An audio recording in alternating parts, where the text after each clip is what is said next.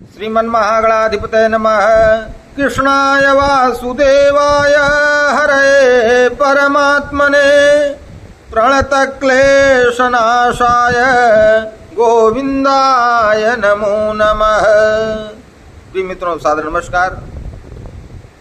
आषाढ़ कृष्ण पक्ष एकादशी, जिसे हम योगिनी एकादशी के नाम से जानते हैं। एकादशी दो प्रकार की होती है, शुद्धा और विद्धा। शुद्धा दशमी आज से वृद्ध हो तो वह वृद्धा, और अविद्ध हो तो वह शुद्धा होती है। एकादशी का व्रत उस तिथि में करना चाहिए, उस दिन में करना चाहिए, उस तारीख में करना चाहिए जिस दिन सूर्योदय के समय एकादशी तिथि व्याप्त हो।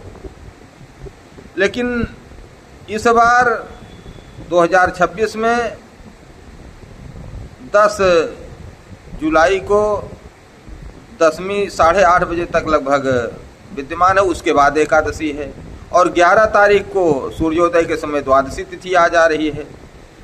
तो व्रत कब करें, 10 को या फिर 11 को? तो इस समय तो ये विद्या एकादशी हुई। तो शास्त्रकार कहते हैं, एक नहीं कई शास्त्रों में ऐसा उल्लेख है कि दशमी वृद्धा एकादशी का व्रत नहीं करना चाहिए। कहा गया है भविष्य पुराण में, विष्णु पुराण में, नारद पुराण में और गौरी शंकर संवाद में यहाँ तक कहा गया है कि यदि कोई अपने लिए नरक की कामना करता है तभी वह दशमी वृद्धा एकादशी व्रत करे। अर्थात दशमी वृद्धा एकादशी कभी नहीं करना चाहिए। अगर तो इस बार कब करें, फिर क्या व्रत का पारण फिर कब करेंगे? तो निश्चित रूप से आपको त्रयोदशी में करना पड़ेगा। अच्छा, कुछ लोगों के अंदर एक और जिज्ञासा आती है। ठीक है, हमारे यहाँ स्वतंत्रता है, आप प्रश्न पूछ सकते हैं। कुछ लोग कहते हैं कि महाराज अम्बरीश ने जब व्रत रखा था तो क्योंकि उन दुर्वासा ऋषि को देर हो रही थी आने में अपने शिष्यों सहित स्नान करके, तो इसलिए उन्होंने कि ऐसा ना हो कि द्वादशी तिथि बीत जाए, तो द्वादशी में पारण करना चाहिए। लेकिन द्वादशी तिथि बीत जाएगी, त्रयोदशी में अगर हम करेंगे तो हमें फल नहीं मिलेगा, तो क्या करना चाहिए? तो उन्होंने यद्यपि गुरुदेव की अनुमति से जल ग्रहण कर लिया था, क्योंकि वो निर्जला एकादशी रखते थे। और गुरु जी को जब पता चला कि उन्होंने व्रत का पारण कर लिया है, जल ग्रहण कर लिया है, यद्यपि उन्होंने भोजन अन्न ग्रहण नहीं किया था, लेकिन वो इसीलिए गुरु जी ने बताया था कि आप यदि जल ग्रहण कर लेंगे तो व्रत भंग, व्रत का उद्यापन मतलब हो जाएगा, आप पारणा भी हो जाएगी और नहीं भी होगी, और व्रत भंग भी नहीं होगा, दुर्वासा जी का अपमान भी नहीं होगा। लेकिन वो तो भगवान की मर्जी थी। तो यह तब के लिए था, तो ऐसा थोड़ी था कि उस बाद एकादशी का लोप था। जब एकादशी का लोप ना हो तो ऐसी स्थिति में द्वादशी में पारण करना चाहिए। लेकिन इस बार चूंकि एकादशी तिथि का लोप है, इसलिए द्वादशी तिथि में व्रत करना चाहिए। तो द्वादशी तिथि में 11 तारीख को व्रत रखें और 12 तारीख को 5:35 से 7:50 के मध्य आपको पारणा करनी चाहिए। अब इसकी कथा क्या है? तो कहा जाता है कि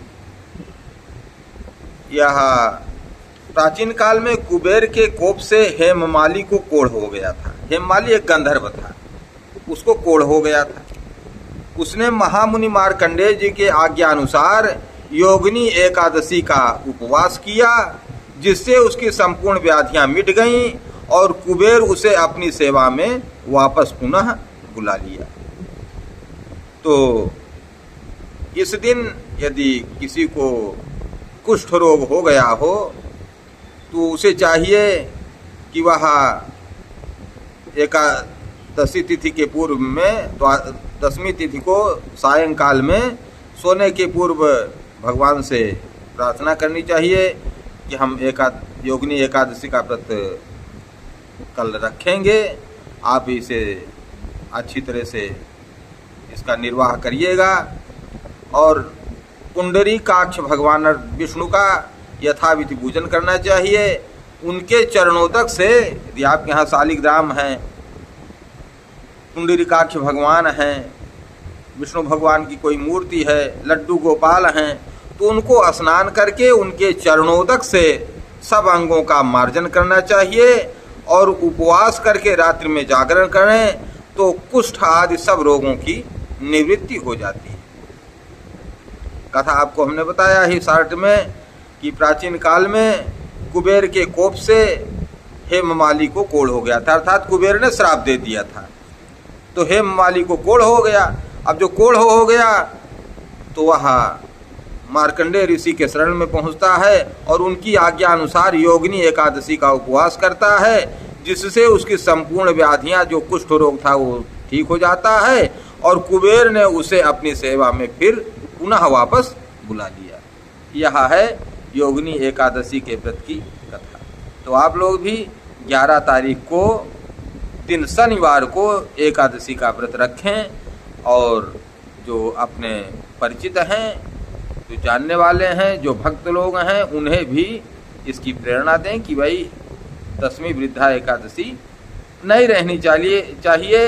इसलिए उन्हें 11 तारीख को यह व्रत द्वादशी में करना चाहिए। हर हर महादेव, जय श्री कृष्ण, जय श्री राधे। अगर आपने चैनल को अभी तक सब्सक्राइब नहीं किया है तो सब्सक्राइब कर दीजिए। सब्सक्राइब कर दिया है तो बहुत बहुत साधुवाद, बहुत बहुत धन्यवाद। हर हर महादेव।